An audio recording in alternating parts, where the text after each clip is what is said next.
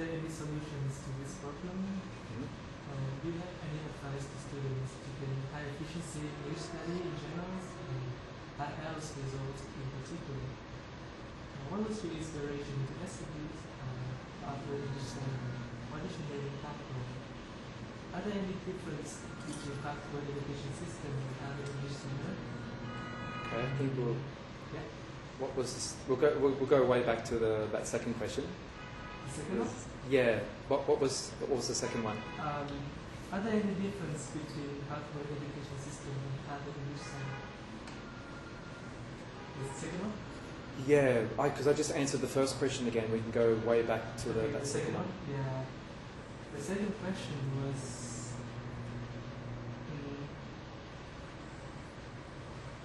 during your teaching process in Vietnam, how do you rate the English level of Vietnamese students? What are their strengths and weaknesses? There's been some huge changes in Vietnam in the past few years. I remember when I first arrived 13 years ago, the majority of Vietnamese students they struggled with their English quite a lot. I think it's because a lot of the students who are my age and older, who I taught at that time, they came through an old system. The old system was a lot of the teachers in Vietnam that were teaching English, they originally taught Russian. And then suddenly, I think it was a new government policy that required all teachers to start teaching English. So because of that system, a lot of the teachers, their English level wasn't high enough at that time. So I think over the years, the teachers have really improved themselves. They have higher qualifications, and a lot of them are required to get a 6.5 in IELTS. So that's really improved the teaching system, the teaching methodology, and as a result, students have improved a lot too. So the main strengths for Vietnamese students would be grammar. I think it's been the case for many years. But the problem is for Vietnamese students to express themselves using the right grammatical forms and tenses when they speak, and also in writing. Another major issue would be pronunciation. So as a teacher, there's a special word, we call it L1 interference. That's called first language interference. So with any person who speaks a second language, their mother tongue or native tongue is going to get in the way. So for Vietnamese, I understand that there's no S sounds, there's no strong T sounds on the end of words. So when Vietnamese are speaking English, a lot of those ending sounds are missing. That's because of the mother tongue or the native language interference from Vietnamese. So that's a major thing, and that's something that I really address when I teach. So you prefer these answers? I think go with whatever you think is best. I think they're quite different. Yeah, that one. Especially with the L1 interference. Yeah, the L1 interference. Yeah, that's something I think Vietnamese they really understand that. Yes. So let's move on to other questions. During your teaching process in Vietnam, what are the most popular reasons for students who cannot achieve the desired IELTS result? Sorry, what? Yeah, you can go back to the third one. What was the third one? Third one,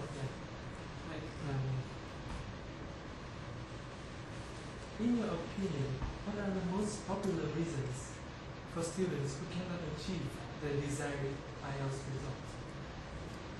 Why they don't receive their desired IELTS result? There are many reasons, but I think one of them is some students aren't hardworking enough. It may be because they're a full-time student or they're working full-time, which I understand it's very hard to manage your time if you're in that situation. But other students, they just simply not hardworking enough. A reason for that might be motivation. Maybe they don't really enjoy studying IELTS or English, so that's going to be difficult for them. They need to find the motivation. They have to find out the love to study the language or IELTS. And another reason is it's because they're not goal-orientated. They're not sure what they're going to do with their results once they get a 6 or 6.5. So I think they're the main reasons.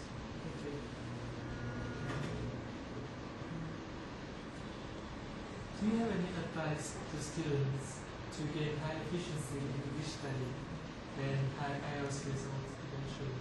Right, that's a really big question. I would tell students to start with the basics or the foundations, which would be grammar, improving your grammar structures, the tenses, and trying to avoid as many mistakes as possible, and to use that grammar in a natural way. Another one would be to improve vocabulary. So when I teach vocabulary, I like to build up word lists based on different topics. It could be food, travel, transport, fashion, and I told students to build up the word lists and have 15 or 20 great high-level words and collocations. So as an IELTS teacher and examiner, I tell students that they really need to build up collocations in particular. So collocations are phrases, and you may have two words together, for example, organic produce or organic food. So there's two words that go together naturally. So that's what the IELTS examiners are looking for. I think we can't use that answer because I'm not supposed to say I'm an IELTS examiner. Yeah, well, I'll get into trouble. Yeah. Yeah. Do you have to repeat the answers, or do you think the previous one is okay? I think I did the same thing before, and I mentioned grammar and vocabulary, right? Yeah. I think that was fine before. Yeah, that was fine. Yeah, it was fine. So the next question is, what was your inspirations to establish Pathway English Center? What did you make it happen? I think I can make that better. Yes. Okay, please. My main inspiration was to provide the highest quality education and centre possible for students. And in the past, I saw that there weren't a lot of really good English centres around. So that was something that I saw that there was a problem. Do it again.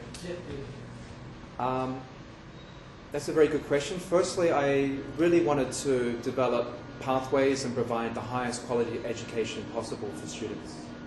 And I saw there was a really big need in the market for that. Second reason is because I have a love of education, teaching, and I have a background in business. That's what really attracted me to open up my own English centre, or in particular IELTS centre. And you mentioned something about the name. The word pathways in English has two meanings. One is it's a road or a path. So a path is something that people can walk on. The other meaning is it's a road to an opportunity. Pathways means opportunities. So basically pathways means a road to future opportunities for people. Thank you very much. I think you mentioned something about the colours of the logo. Yes.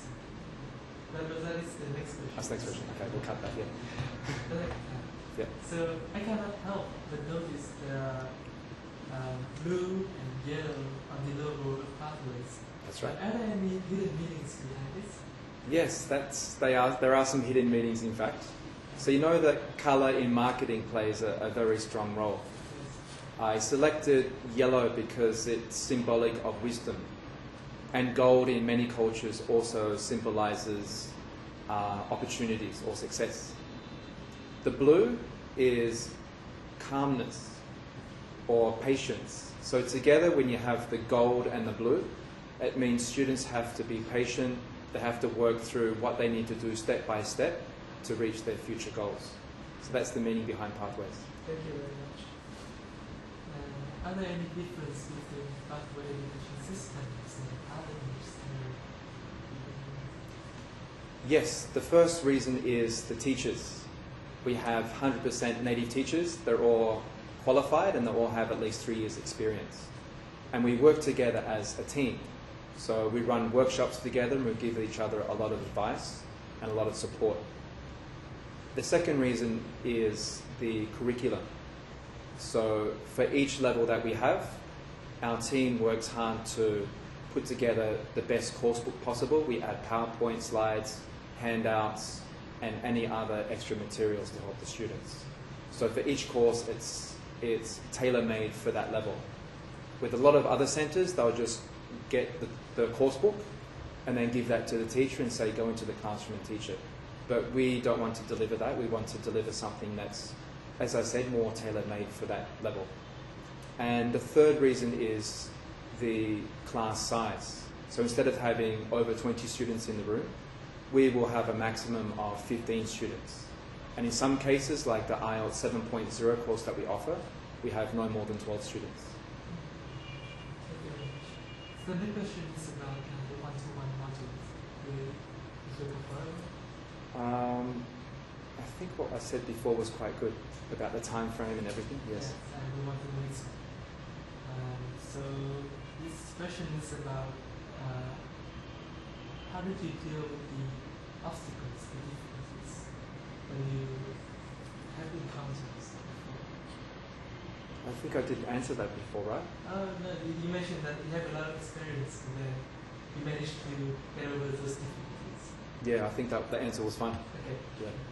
And the next one is about the compatibilities of the one-to-one models to the type of students. I think they were all fine. I like the questions. And the next one is about IELTS 7.0 course. So do you want to answer that? What was the question again? There are some target courses in pathways such as IELTS 7.0 course. So on what ground can the students from these courses achieve the desired results? I see. The majority of students coming into the IELTS 7.0 course, they would be around a 6.5, and the aim is to get a 7, hence the name IELTS 7.0. So in this course, we don't have a course book, and instead I've designed all the materials based on my experience as an IELTS teacher for the last 8 years. So I brought in all my knowledge, all my passion for IELTS, and I put it into that program. So the majority of the students, they will reach a 7.0 within the 35-hour time frame of the course. So I think it's a really effective course to get up to that level. And a lot of students, when they get the 7, that's extremely satisfying for me, because I know with the 7 you can go overseas and they can go on to do masters and perhaps a PhD. So a lot of the students in the class, they're aiming for that.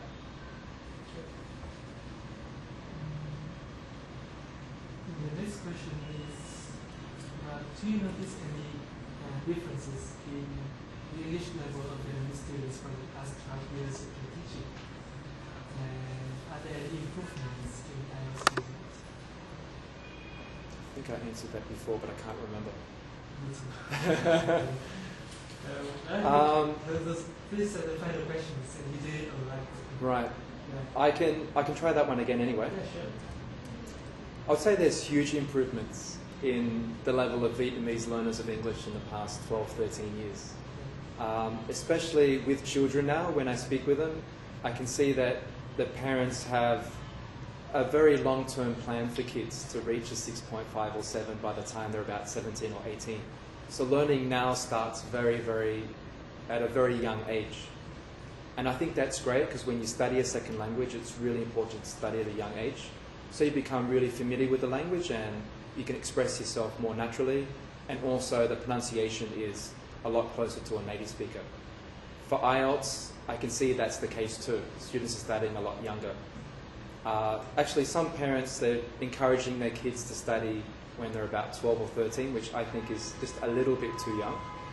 If they're 14 or 15, I think that is a great age, and I think they're ready to study a high level academic program like IELTS. So you can see when they're 15 and by the time they get to 18, it's 3 years of studying IELTS, which I think is still quite a long time. And to come back and answer your question again, yes, students are really improving in the IELTS abilities. Thank you. And the final question is, do you have any advices for students in order to achieve IELTS results and study English? Do you remember the answers? No, but I remember my answer was getting better and better. Yeah, so this one is probably the best. Right, okay. Yeah. That was the final one, right? Yeah, Before? that was the that was one of the best ones. It was really long. Yeah. Yeah.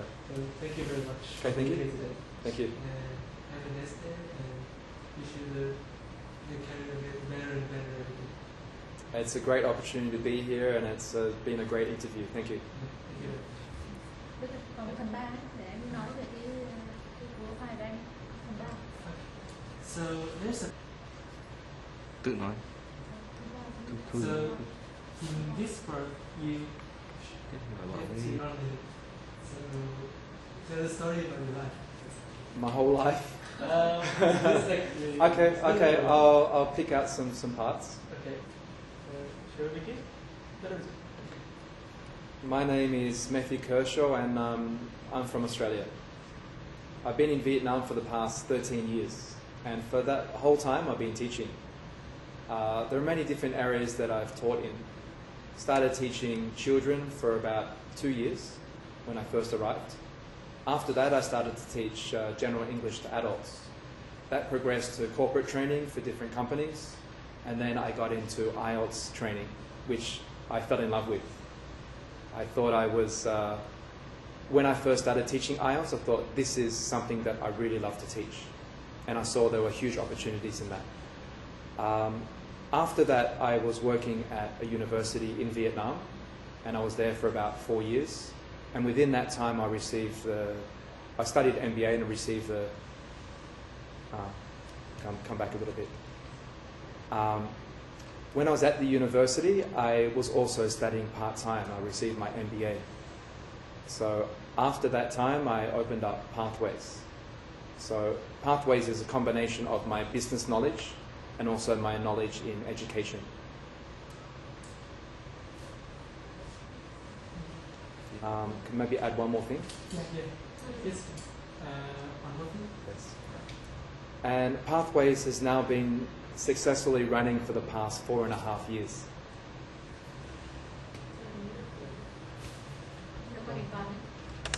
Chị ấy hỏi cái bàn này. Chị sẽ quay hướng từng đoạn. What is the things that you really like? It's a really big question. Yeah, one of the things that you really Outside the city, some beautiful landscapes. I had my family come a couple of times, and I took them to Halong Bay. And sometimes I go on adventure trips to Halong Bay, where I go on climbing expeditions. Sapa is another beautiful place, and one of my favourite places is Da Nang in Hoi An. Some beautiful beaches down there. In the city, Hanoi, it was really attractive. It's attractive for me now, and it was when I first came. There's been some big changes, but it still has some unique charm. I really love the food, and especially the coffee. It's amazing. So have you ever been to the South China Sea? Yes, I've been there a few times as a tourist and some business trips as well. Do you like the food in Vietnam? Yes, it's very different in different regions. You can have the south, the north, and the centre. And I like the food in different ways in each region. Do you like spicy food? Yes, not too spicy, but I like spicy food for sure. So Vietnam must be like a very simple place for you. I would say it's not too hot and spicy. There are a lot of unique flavours and spices, but not overly hot. So how like you measure things? I play it's an instrument called a didgeridoo. It's how would I describe it? It's a very long instrument. It's made of wood, and you have to blow through it. A little bit like, I guess it's like a trumpet, but it doesn't, or a flute, but it doesn't have any holes. It's a very old traditional Australian instrument. Do you have a band? A band? Yeah. This one's more like a solo instrument. I just play for myself or some close friends. Some good instruments. Yes, Do that's you right. like a perform for other people? So myself, I really like to play musical instrument. So what does it play? I play the bass. The bass? Yeah. Sure. I used to play bass Really? when I was younger, sure. Yeah. When I was around 20, 21, I used to play bass. Yeah, but the thing about bass is I cannot perform by myself. Right. Which is we have a band support. Okay. But sometimes they don't need me, so I really like the sound of the bass guitar. So it has that very deep sound. yeah. So, but, yeah, it's really great to meet you. Really nice to you share with us your experience in Vietnam. Thank you very much. So, but there are other things that you like to do in your free time. Do you like to go to any particular places in Hanoi? I think these days there's so many places to choose from. There's some great restaurants, cafes, we have cinemas, and for a lot of these places, sometimes you don't know they exist. You have to be introduced through a friend. So I'm always discovering. Để nó thoải mái một chút đấy. Đấy, ok, bắt đầu. Xin kính chào quý vị khán giả. Như chúng ta đã biết, việc dạy và học ngoại ngữ đặc biệt là tiếng Anh luôn là một trong những Câu này lúc này thì là phải nhìn máy toàn bộ. Vâng. Không. Bắt đầu. Xin kính chào quý vị khán giả. Như quý vị đã biết, việc học dạy ngoại ngữ, đặc biệt là tiếng Anh, luôn là một trong những nhu cầu cấp thiết và Cứ đọc thuộc xong. Vâng. Thế anh Đấy là khi cái tóc tai đấy cứ ngồi nhìn máy một lúc đi, rách lại được. Chuẩn đâu nhưng mà cứ nói nán. Xin kính chào quý vị khán giả. Như quý vị và các bạn đã biết, việc dạy và học tiếng Anh đang dần trở thành một trong những yêu cầu cấp thiết của xã hội Việt Nam ngày nay. Và ngày càng có nhiều những phương pháp, những tài liệu để cho chúng ta học và luyện thi IELTS một cách hiệu quả hơn. Và trong chương trình bí quyết học tiếng Anh ngày hôm nay, chúng ta sẽ đến với một phương pháp dạy và luyện thi IELTS. Tuy nhiên, trước khi đến với chương trình, chúng ta hãy xem một phóng sự để hiểu học IELTS là gì, tại sao phải học thi IELTS và những lợi ích mà IELTS mang lại. Và đoạn sau đấy là Tiếp vào phần câu hỏi. Vâng, câu hỏi.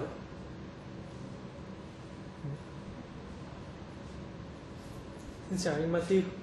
Em nhìn về phía này đấy nhé. Bây giờ khi mà hỏi đâu phải nhìn về phía đâu, bắt đầu câu hỏi rồi. Xin chào anh Matthew. Anh có thể nói cho chúng tôi biết những câu này có thể kiểu học một lần xong rồi nói luôn được chứ? Được, vâng. Thoải mái, mình quay máy một máy thì đấy rất là thoải mái.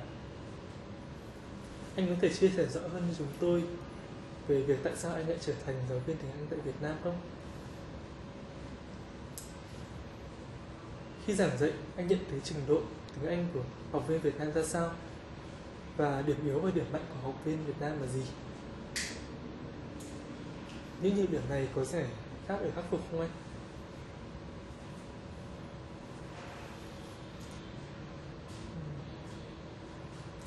Anh có lời khuyên gì đối với các học viên Việt Nam để đạt thành tích cao trong cuộc thi IELTS nói riêng và đạt trình độ cao trong tiếng Anh nói chung? Ý tưởng nào đã khiến anh thành lập trung tâm Pathway? Vì sao anh lấy tên Pathway để đặt cho trung tâm của mình vậy? Hoạt động tổ chức giáo dục của Pathway có gì khác hơn so với các trung tâm khác không?